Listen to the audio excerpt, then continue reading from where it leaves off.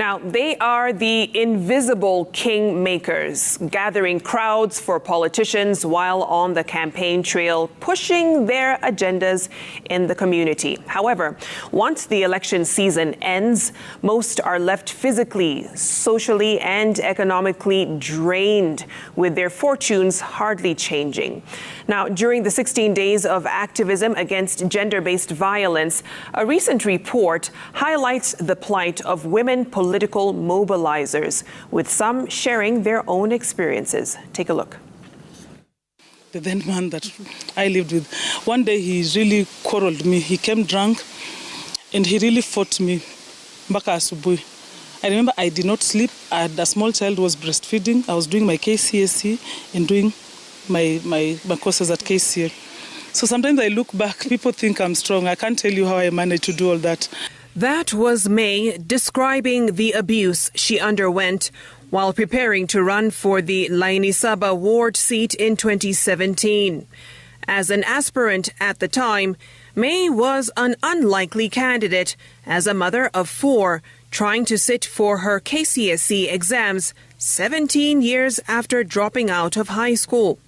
Even though she went on to win, her story of abuse is told by countless other women who dared to venture into the political space. Thank you very much.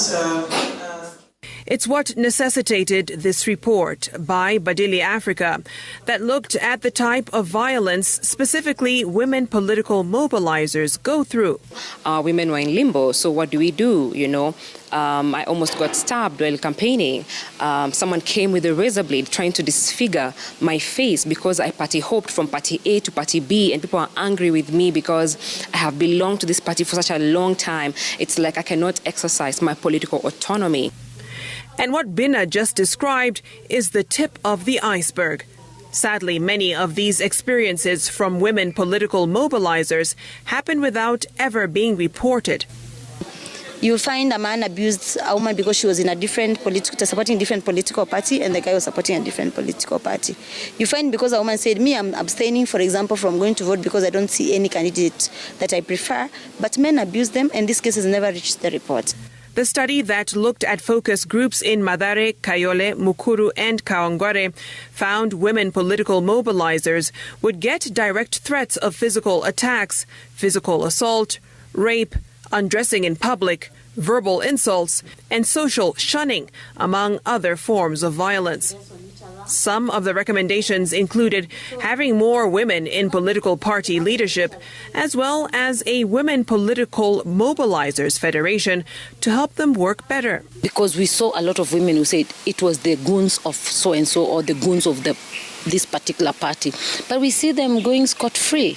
So it is one of our recommendations that the ORPP plays a more proactive role in ensuring that women political mobilizers are protected and also mainstreamed within the Political Parties Act. Political parties still do not have set political GBV reporting mechanisms.